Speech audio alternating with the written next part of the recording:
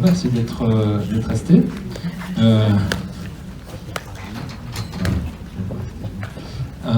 L'idée des discussions après, c'est évidemment de recueillir vos impressions sur le contenu du film, voire sur la forme, parce que je pense que vous avez vu qu'il y a une intention aussi sur la créativité du film, dans le sens où une bande originale a été composée par Cécile Petit, et également des séquences dansées et chorégraphiées par Aurore Corbeau, que je tiens à remercier, et qui ont immédiatement saisi l'opportunité de ma demande quant à leur participation. Donc ça, c'est une première chose. Et puis également, s'il y a des soignants et des soignants suspendus dans cette salle, ils sont invités à partager leur expérience ou tout autre propos qui leur tiendra à cœur. Le but aussi, c'est, comme je vous le disais avant la projection, c'est de créer des espaces de parole, puisque là, c'est flou, le nombre de soignants suspendus qu'il y a. Il n'y a pas que les suspendus, les démissionnaires, ceux qui sont en arrêt maladie, ceux qui se sont reconvertis, ceux qui ont démissionné, ceux qui se sont mis en disponibilité. Donc en fait, c'est un chiffre très flou qui est volontairement mis très bas par les gouvernements successifs et les médias. On dit 15 000. Pour moi, on est plus proche. D'ailleurs, j'ai changé. J'ai mis 50 000, je montais à 80 000, parce que c'est vrai que c'est quand on les informations énormes. Il y en a même qui vont jusqu'à près de 100 000 personnes, on n'en sait rien. En tout cas, c'est pas un chiffre à minorer. Et donc, il y a 7 prises de parole qui ne peuvent évidemment pas résumer tout cela. Donc, le but, c'est de partager. Et voilà. Donc, il y a un micro qui peut tourner. Donc, vous êtes invités à vous en saisir pour partager ce que vous avez envie de nous raconter. Est-ce que les personnels suspendus peuvent lever la main, s'il vous plaît?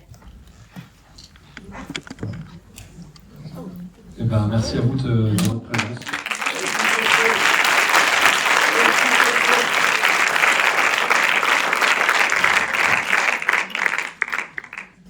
Bonjour, moi c'est Christelle, alias Joséphine, ange gardien. Aide-soignante diplômée depuis 2003, donc 30 ans, suspendue comme une malpropre le 15 septembre, bien sûr. Je devais reprendre mon service le 16 après-midi. J'ai reçu, avec accusé de réception, ma suspension par le petit facteur. Voilà. Comment je le vis? Très mal, parce que on a donné 30 ans de notre vie, quoi. 30 ans de notre vie à soigner les gens, à être toujours au plus haut de notre forme. On a été capable, pour ma part, j'ai été capable d'ouvrir un service de Covid de nuit, et du jour au lendemain, on te dit non, en fin de compte, tu veux pas te faire vacciner, tu dégages, quoi. Voilà, casse-toi, tu sers à rien. Donc on se sent très très mal, on se sent abandonné parce que on a monté un collectif sur Nice-Menton qui s'appelait Soignants 06. On a quand même récupéré 522 soignants et on y a passé des jours et des nuits avec ma collègue qui est juste à côté et d'autres collègues à récupérer les noms, les prénoms, les adresses et dates de naissance pour essayer de monter quelque chose de fort. Et le 16 septembre, 15 septembre, on a quand même été tous abandonnés, parce que les 3/4 se sont retirés. Il a fallu qu'on paye les frais d'avocat nous-mêmes, voilà, parce que il s'était avancé, il y avait des recours. Après, on a eu cette fameuse requête qui a été rejetée par le tribunal administratif, parce qu'on estimait que, voilà. Donc du coup, à chaque fois, c'est repoussé. Depuis 1 an, presque maintenant, on repousse. Alors, on bouge. J'ai beaucoup bougé, j'ai fait beaucoup de manifestations, j'ai fait beaucoup de cafés des libertés sur Menton pour essayer d'alerter les gens, de leur dire oh, mais vous voyez pas qu'on est suspendu? Vous voyez pas que vous nous avez applaudi pendant 3 mois, que ça ne servait à rien? C'était vraiment du grand n'importe quoi. Et maintenant qu'on a besoin de vous, vous nous laissez crever. Voilà. Donc, comment je me sens maintenant à l'heure d'aujourd'hui? Mieux, parce que grâce à la méditation, voilà. Mais mal, parce que je suis toujours abandonnée et je sais toujours pas ce que je vais faire de ma vie. Voilà. Mais comme je dis toujours, ça, tout le monde s'en fout.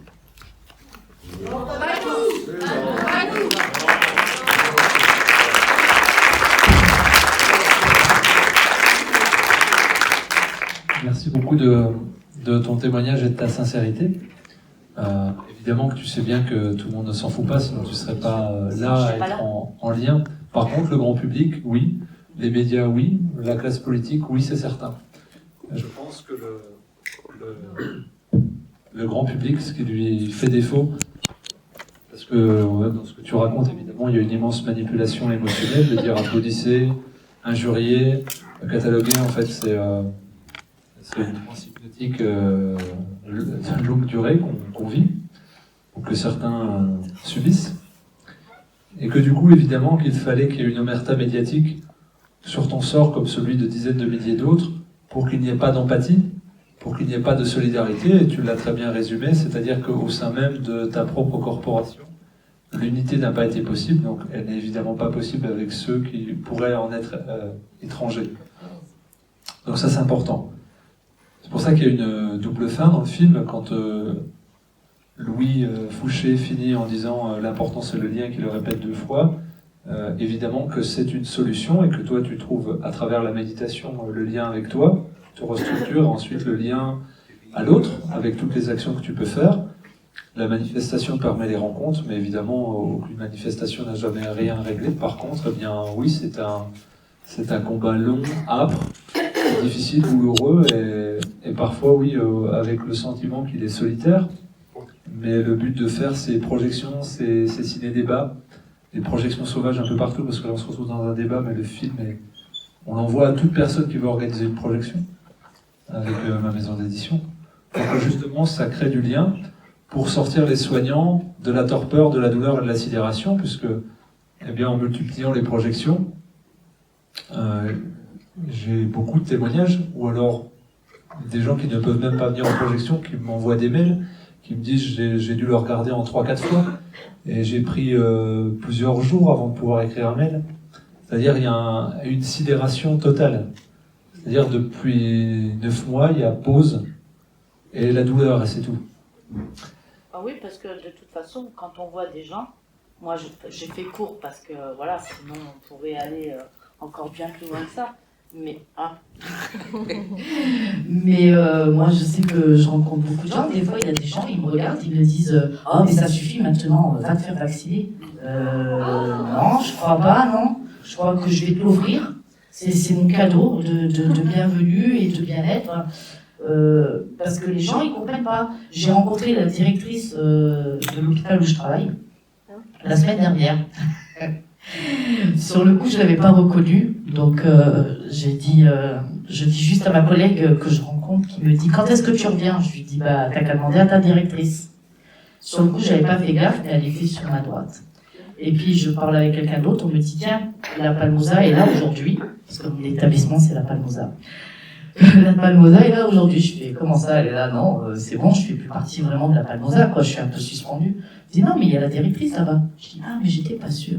Donc je suis allée lui dire bonjour, parce que moi je vais toujours au bout de ce que je fais. Donc je lui dis bonjour madame, vous me reconnaissez? Elle me fait oh bonjour madame Alonso, oui je vous reconnais bien, bien sûr, on ne vous oublie pas. Comment ça? Pardon? Elle me dit bah non. On ne vous oublie pas, c'est vous qui ne donnez pas de nouvelles, mais c'est pas à moi de donner des nouvelles. Vous m'avez suspendu comme une malpropre. Et maintenant, vous voulez que moi je vous donne de mes nouvelles? C'est à vous de me donner des nouvelles. Alors, qu'en est-il de ma réintégration? Ah, ben vous êtes vacciné? Ah, ben non. Elle me dit, ah, parce que quand on vous a donné le rendez-vous la dernière fois, vous n'êtes pas venu, bah, ou alors vous nous avez proposé dans le jardin. Je fais, bah madame, je ne me fais pas vacciner, vous me suspendez, je vais pas aller me faire tripoter le nez. On est bien d'accord, faut être logique quand même, faut être... Alors elle me dit, bah de toute façon, pour le moment, c'est ou vous faites vacciner, ou alors on verra avec le gouvernement. J'ai fait, bah c'est bien. Elle me dit, mais on vous oublie pas. Ah, j'ai fait, bah moi, je trouve que vous nous avez bien oubliés. Et voilà. Mais cette personne, c'est une nouvelle directrice qui a été mise en place à la Palmosa. Il faut voir tout ce qui se passe dans la Palmosa. Il manque 7 infirmières en service de soins de réadaptation. Il manque des infirmières anesthésistes. Ils sont là à côté de moi, certaines. Il manque, je veux dire, voilà. Il manque plein de monde partout, mais ils en ont rien à faire. Le seul truc, c'est la salle Joséphine Baker. Ils font que des travaux. Et nous, en fin de compte, les gens, quand ils nous regardent dans la rue, là, ils disent, mais tu touches le chômage, toi? Ben non, je touche pas le chômage. Oh, mais tu touches au moins le RSA. Ben non, je touche pas le RSA. Mais tu vis comment? Ben, d'après toi? D'amour et d'eau fraîche, ouais. Ou alors des cagnottes. Heureusement, parce que j'ai tout un groupe sur Menton. C'est des personnes qui sont formidables, qui sont là avec moi, qui m'accompagnent partout, qui font en sorte à ce que je ne manque jamais de rien. Mais je vous garantis que c'est pas facile. C'est vraiment pas du tout évident. Et on se sent tous rejetés, les soignants suspendus. Franchement, hein, on sait même plus quoi raconter, on sait même plus quoi dire. C'est tellement horrible. C'est pour ça que votre film, il est formidable. J'adore votre film. Mais il manque des aides-soignantes et des infirmières avec leur témoignage. C'est dommage. Parce que, en fin de compte, il y a des infirmières et d'autres choses, hein, enfin, d'autres personnes qui sont vraiment, on sait même plus si on a pu servir à quelque chose un jour ou l'autre. L'autre jour, j'ai rencontré quelqu'un qui m'a dit, ça fait 20 ans que j'ai accompagné sa maman dans la mort. Cette personne, elle m'a dit, je ne t'oublierai jamais. Jamais de ma vie, je t'oublierai. Quand on voit les gens, quand je rencontre certaines personnes que j'ai accompagné leurs parents, parce que 30 ans de carrière, c'est 30 ans de ma vie et c'est 30 ans de passage d'un côté comme de l'autre. Et quand on voit ces gens qui nous disent, mais comment ils ont pu vous faire ça? Ben, j'en sais rien. Et ce qui me saoule, c'est qu'en fin de compte, tous les gens avec qui on a travaillé, ben, ils nous tournent tous le dos. Et ça, c'est horrible. Alors, je vais me permettre de rebondir sur deux, trois choses. La première chose, c'est sur les manques du film. Évidemment, il y en a beaucoup, parce qu'il y a peut-être 50, 60 000 histoires différentes, et comme je le disais en préambule, et je le cite, c'est pour ça que j'ai montré les portraits en début et en fin de film, que j'ai cité les professions, que j'ai fait la petite animation, et que donc j'ai réduit à 7, ce qui est évidemment impossible, sinon il faudrait citer toutes les professions, où on me dit, il n'y a pas le personnel administratif, et puis il n'y a pas les éducateurs spécialisés, les travailleurs sociaux. Oui. Le film est incomplet, est imparfait. Le but, c'est que je compte sur d'autres pour compléter ce travail, qui est un travail qui demande à être entrepris. Il y a Marc Mercier qui recueille aussi des témoignages. Il y a Jean-Louis Blondeau avec Les Essentiels. Il y a je répertorie tout ça sur le site soignantsuspendu.fr. Le but, c'est justement qu'on mette le maximum d'informations. Il y a des livres, témoignages qui sont beaucoup de choses. Et donc moi, vous aurez vu avec l'affiche et le sous-titre, c'est-à-dire des soignants entre deux mondes. Moi, je viens je suis praticien de santé. J'enseigne la santé alternative, complémentaire plutôt. Dans beaucoup d'écoles de naturopathie, je suis en lien avec beaucoup de soignants, et mon propos, à travers la maison d'édition et tout ce que je fais, l'autre documentaire que j'ai fait sur le jeûne il y a 3 ans, c'est de parler de santé. Et donc, la fin du film parle de la santé de demain. Santé intégrative, humaine, et avec l'individu au centre. Et donc, il fallait que je choisisse des individus en transition, et j'espère aussi, justement, pour tous les soignants suspendus qui resteraient dans une posture de violence figée, statufiée, que cet optimisme qui émane des soignants interviewés, surtout sur la deuxième partie, pourra les inspirer à se mettre en mouvement avec d'autres, parce que c'est une des phrases importantes du film pour moi, quand Grégory Pamard dit « Soignant vous l'êtes, vous le serez toujours ». Ce qui dit qu'en fait, moi j'entends ça, c'est quelle que soit la fonction qu'on occupera, on aura le goût de prendre soin de l'autre. Et c'est ça que je voulais laisser comme message, pour ça, cette suspension entre deux mondes. Pour moi, il y a beaucoup de ne pas l'entendre, mais c'est un effondrement programmé. C'est-à-dire que quand tu décris là où tu travaillais, on nomme des directeurs tous les 3-4 ans, ils font ça boulot, Et là, ils ont quoi comme opportunité? Un plan social qui coûte 0 €. C'est ça. Hein. Si c'était sanitaire, on accepterait le coton-tige dans le nez. Pas du tout. Donc un soignant triple dosé, testé positif peut bosser. Un soignant non injecté négatif ne peut pas bosser. Donc ça n'a rien de sanitaire. Et c'est ça qu'il faut que le grand public n'entende pas. Sinon tout tombe. Ça n'a rien de sanitaire. C'est pas pour protéger les patients, parce que si on protégeait les patients, on ne prendrait pas des bénévoles à Bordeaux pour combler l'hôpital. On ne virerait pas des gens comme Carole Fouché, qui était référent à un poste, c'est-à-dire que les patients n'ont plus de référent, donc c'est-à-dire qu'ils sont moins bien soignés. Et ça, c'est trop dur à admettre pour nous-mêmes déjà, et pour le grand public aussi. Et donc, je rebondis aussi sur une question que tu as posée, comment ça a pu se faire? Ce défaut de solidarité, puis laisser aller. C'est très simple. Une grande partie de l'explication réside dans le fait qu'il y a 4 ans, vous aviez dans la rue des individus qui demandaient du respect. Et on leur a crevé les yeux et coupé la main. Et le grand public a choisi de se mettre des œillères avec ce que lui proposait comme vision médiatique. Je vais accepter même qu'on leur fasse entendre que c'était des individus d'extrême droite antisémites. Je vous rassure, hein, la majeure partie des gens, compris moi-même, nous avons les mêmes jugements à notre égard. C'est-à-dire que toute tête qui dépasse doit être coupée. Donc pour ne pas que ce soit un mouvement populaire inspirant, les Gilets jaunes, l'usage de la violence a été fait et la stigmatisation a été faite pour ne pas qu'il y ait de solidarité. Et c'est pour ça que le début du documentaire commence aussi lorsque les aides-soignants, les infirmières étaient dans la rue en janvier 2019 pour réclamer des moyens, non pas pour leur portefeuille personnel, mais pour prendre soin des gens. Et que, je l'ai montré là à l'image, une infirmière tabassée, tirée par les cheveux par des CRS. L'opinion publique a-t-elle été derrière? Un peuple, une nation saine, doit aller dans la rue et dire « on ne touche pas à celui qui prend soin et qui réclame des moyens pour moi ». Donc c'est un délitement progressif sur plusieurs années, une sidération et un attentisme qui a permis de faire basculer, c'est ce que fait le gouvernement depuis 5 ans. La stratégie du petit pas, là on teste, Estrosi, notre cher voisin, on le salue, Cricri, eh ben, il dit tiens, le pass vaccinal pour 1er août. Et si vous regardez en fait depuis 4 ans que fait le gouvernement, utilise les médias ou des sbires pour parler à sa place. Et en fait, le débat a déjà eu lieu sans même qu'il se prononce une fois comme ça. On teste l'opinion, si c'est un peu trop, on revient en arrière. Et une fois que l'opinion est accordée sur quelque chose, on promulgue quelque chose qui a déjà été accepté ici.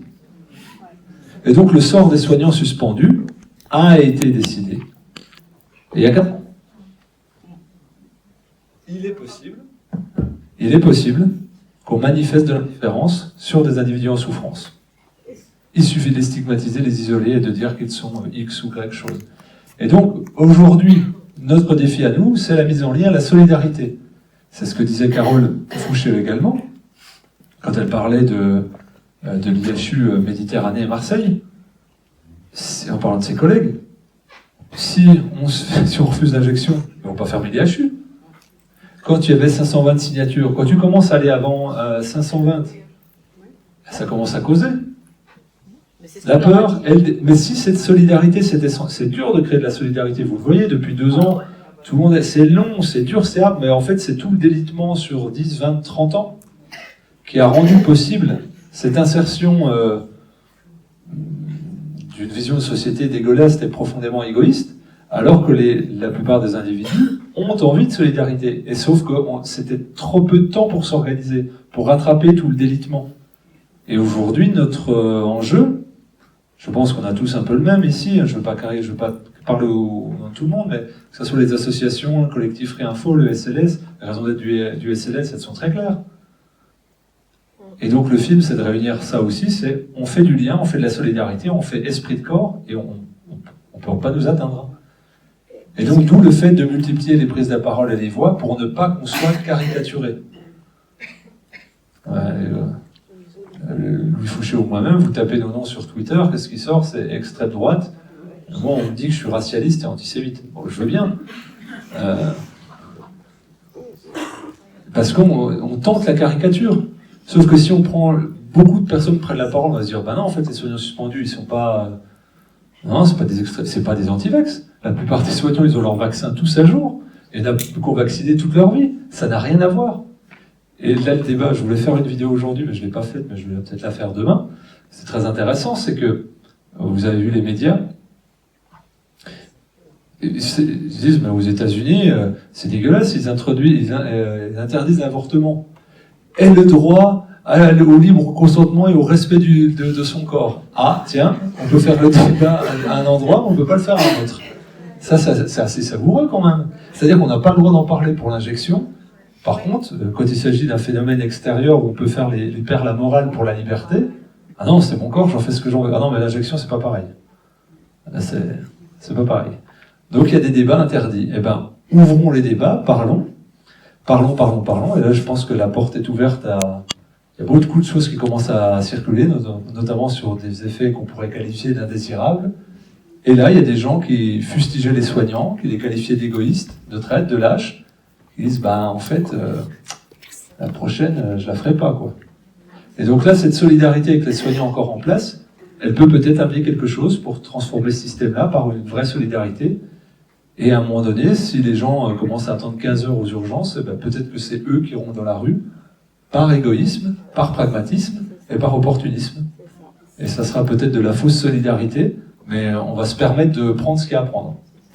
Donc voilà, merci pour ton témoignage en tout cas. S'il y a d'autres personnes. Excusez-moi. Oui. Est-ce que ça veut dire qu'en 2019, le Covid était déjà prévu? Est-ce que les injections... Ah bon? Moi, je n'ai pas vu, j'ai rien vu venir. Non, en 2019, tu as les manifestations dans la rue des gens qui demandaient des moyens pour l'hôpital. Il y avait les démissions de praticiens de santé dans les conseils d'administration aussi, ça avait fait grand bruit. Et tout ça, c'est en 2020, pardon, c'est en janvier 2020.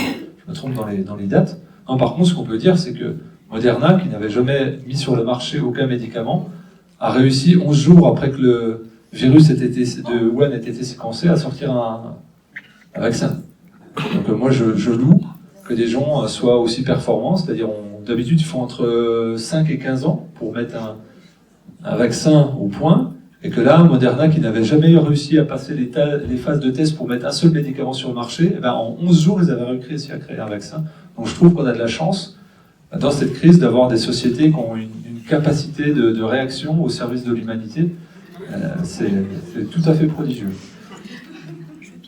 Mais je ne voudrais pas être taxé de complotiste en mettant cela en cause. Je me dis, s'il y a des gens qui arrivent à partir d'une séquence à J0 à déposer un brevet sur un vaccin à J11, et on ne peut pas poser cette question. On est extrême droite, sinon. Mais moi, ça m'intéresse. Je vous pose la question, vu que je suis un peu bête, je ne suis pas scientifique.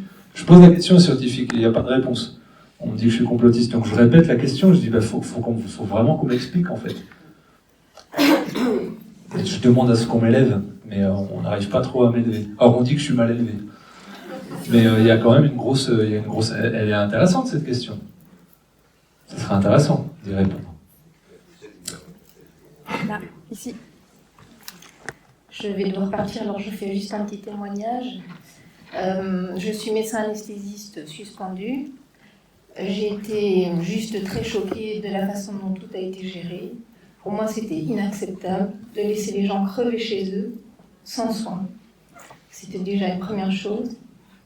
Après, j'ai eu des soignants tombés malades alors qu'il existait des protocoles hyperlotiques qu'on aurait pu mettre en place pour de la prévention.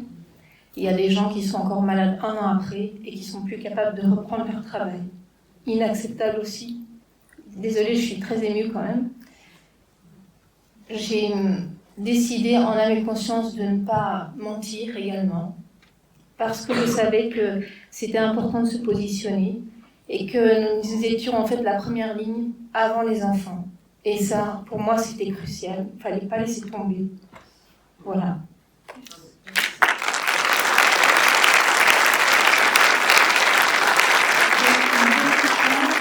Je me suis ouverte en fait à d'autres médecines alternatives qui m'ont fait voir le patient de façon holistique, et ça pour moi c'est plus acceptable de voir les choses différemment.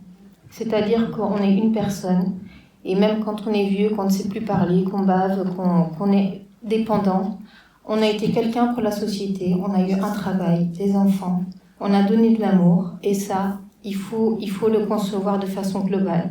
Et c'est la façon de soigner de l'avenir, je pense. C'est comme ça que vous allez vous retourner, parce que vous êtes faite comme ça. Ça se sent quand vous parlez. Alors prenez ce cadeau qui fait partie de vous et vous allez pouvoir vous retourner, parce que vous n'êtes pas toute seule. Il y a beaucoup de soignants qui sont comme vous. Voilà, c'est tout ce que je voulais dire. Merci d'être là.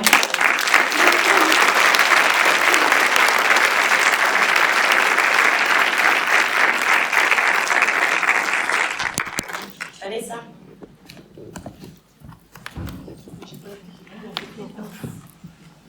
Bonjour.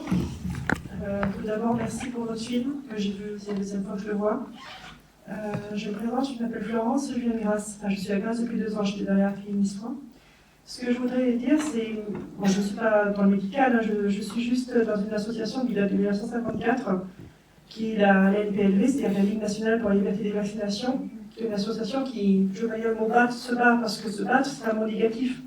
Et donc, dans les mots de la nature, il vaut mieux dire des mots positifs. Donc, c'est une association, effectivement, qui essaye de remettre les libertés pour que chacun ait le choix de se faire vacciner ou non. Et donc, déjà, il y a 2 ans, on avait fait une AG à Paris où nous étions avec Astrid Schickelberger et Alexandra Biancode, et le docteur Ohana aussi, qui nous a déjà parlé des problèmes des cycles féminins en Israël, justement, suite à la premier pays hyper injecté. Et donc, dans l'association, effectivement, on a des retours de personnes qui, effectivement, ont des effets indésirables et qui nous demandent, enfin, juridiquement, on a des avocats, mais on essaye on est un peu pieds et moins liés. Ce que je voulais dire, juste par rapport à ce film, c'est qu'effectivement, rejoindre Louis Fouché dans cet espoir, parce que je me rends compte que depuis ce Covid, soi-disant, les gens retrouvent de l'humanité. Et il y a des relations qui se font. Moi, par exemple, j'ai rencontré j'ai des amis aides-soignants et infirmiers, donc peut-être Gisèle est parmi nous. Lisa, elle est à côté de moi. Ah, que j'ai connu effectivement grâce au réseau, grâce effectivement aux échanges de personnes.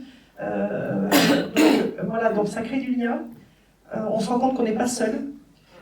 Là, je finis cette semaine ma formation de réflexologie globale, puisqu'effectivement, je pense effectivement qu'on est dans ce nouveau monde qui arrive. Et tous, effectivement, on est à même de pouvoir se retrouver, de s'humaniser.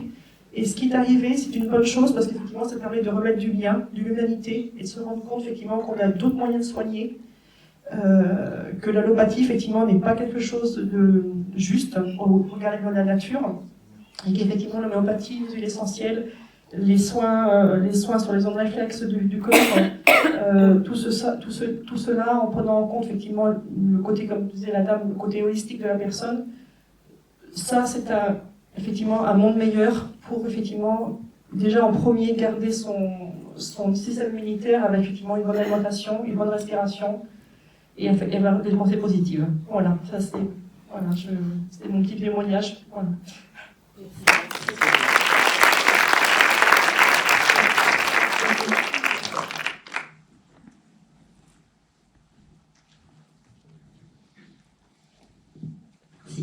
Oui, je sors du conseil municipal avec Estrosi, parce que je suis conseillère d'opposition, auteur du tweet de lundi. Donc, il a remis le couvert ce matin encore. Et j'ai discuté pendant la pause de midi avec un élu de majorité, et que je connaissais un petit peu. Et donc, et je lui ai dit, mais tu sais que le problème, c'est qu'on n'a pas soigné, qu'on dit qu'il n'y a pas de traitement, qu'on a dit aux gens de rester chez eux, de prendre du Doliprane. Et il dit, je ne sais pas s'il était sincère, mais il me dit, ah bon? Voilà, donc je me dis bon. Ou alors il n'était pas sincère, mais sinon il y a encore des choses à faire. Il y a peut-être à traîner des gens, c'est les kidnapper et les mettre devant ce film. Mais un autre qui est un militant environnemental qui a créé un collectif très très actif sur Nice, qui compulse des tonnes de documents et qui en fait des superbes analyses. Et en décembre, je crois que c'était en décembre dernier, je lui dis tu en connais toi des gens qui sont morts du Covid? Alors il me dit oui, mon père. Et je lui dis mais il a été soigné? Il me dit mais non, il n'y a pas de traitement. Il dit je crois que là il y en a un qui va sortir. Voilà, donc je pense qu'il y a encore des gens peut-être à convaincre à l'extérieur. Après la question, ce que j'ai beaucoup aimé dans le film, c'est ce qu'on n'a pas vu jusque-là, c'était ce qu'a dit Fouché par rapport à la e-médecine et à l'intelligence artificielle, tout ça. Je le dénonce parce que je m'en rends compte aussi, parce que je siège à la fois au Conseil local de santé, je siège au CCAS. Et par exemple, on a eu à voter une délibération au CCAS pour un EHPAD de casque virtuel à 9 000 €. Et dans l'objectif du casque virtuel, il était dit crée du lien. Et donc, régulièrement, j'ai encore dénoncé cette semaine, je crois, en commission, tout ça, je dénonce le fait que Estrosi est un fan de... Enfin voilà, Nice est un laboratoire et qu'on va à fond là-dedans. Et pour preuve aussi, par rapport à la santé, c'est qu'il va y avoir un pôle santé dans la plaine du Var. Et le pôle santé, c'est le groupe Cantis, la clinique Saint-Georges à Nice. Il y a maintenant le laboratoire Cantis de biologie à Cimier, là-haut, à la place d'un restaurant, pas loin de la clinique Saint-Georges. Et le groupe Cantis a acheté, pour faire un centre de cancérologie, l'ancien conservatoire sur le boulevard de Cimier. Donc c'est quand même un bâtiment, c'est des gros trucs, quoi. C'est un bâtiment classé, enfin voilà. Et puis, et sur la plaine du Var, avec modification du PLU pour pouvoir le faire, il y aura un pôle santé de 9000 m², avec encore cancérologie, gynécologie, urgence, à un endroit où il y avait une pépinière, la pépinière de la ville. Voilà, et ça, donc ça devient tentaculaire, on sent qu'il y a des gros moyens, enfin, il doit y avoir derrière le McKinsey et, enfin, je sais pas, et Capgemini et tout ça, quoi, qui lui conseillent et qui leur disent comment rendre les gens malades en plus, pour avoir de meilleurs... Merci beaucoup. On va passer la parole à d'autres soignants. Est-ce qu'il y a d'autres soignants qui veulent... J'ai appris récemment que l'hôpital de l'Archer, d'ici 3-4 ans, va disparaître au profit de cette clinique privée, enfin, qui va être dans la plaine du Var. Ça, et tous les soignants de l'hôpital de l'Archer le savent, en fait. Beaucoup de personnes le savent, c'était signalé. Merci. Alors, il nous reste, je crois, 4 minutes pour libérer la salle. Donc, je reviens. Gisèle, tu veux parler? Vas-y. Je vais faire un petit témoignage. Bonsoir à tout le monde. Donc, je m'appelle Gisèle, je suis infirmière anesthésiste. Et j'ai 2 enfants qui sont là, voilà, qui subissent aussi tout ça depuis... alors moi, c'est un petit peu plus tard, j'ai été suspendue, en octobre. En fait, j'étais en arrêt maladie pour un problème d'épaule. J'ai perdu mon père au mois d'août, le 16 août. Et déjà, le 12 juillet, ça a annoncé ça. Donc, je ne savais pas ce que j'allais faire de mes enfants à la rentrée, si j'allais les déscolariser ou pas. Je ne savais pas combien de temps j'arriverai à tenir en arrêt maladie, parce qu'il fallait quand même déjà le décès, etc. Enfin, tout ce qui a tourné autour. Je me suis un petit peu soignée, mais pas assez. J'ai été contrôlée, pour l'histoire. On m'a dit que c'était pas justifié. J'ai convoqué le médecin de la médecine du travail de l'hôpital de la Palmosa qui m'a dit votre arrêt est justifié. Je suis passée au TA et au TA ils ont dit ah ben non, vous n'êtes pas vacciné, donc vous n'avez pas à être maintenu en arrêt maladie. Donc j'ai été suspendue vers le 22 octobre. Et du coup, je suis passée de 2800 € net par mois à 0, avec 2 enfants à charge, toute seule, avec une maison et un crédit. Alors, je ne vais pas préciser tous les détails, mais comme tout le monde, sur le dos. C'était un peu compliqué.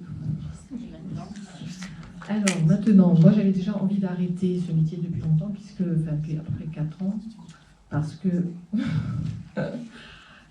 le jour, la nuit, les astreintes, rentrer à 2h du matin, s'endormir au volant, se réveiller par miracle, etc. C'était devenu compliqué avec 2 enfants. Et du coup, du jour au lendemain, je me suis mis en action. Donc j'ai une passion, je suis artiste peintre.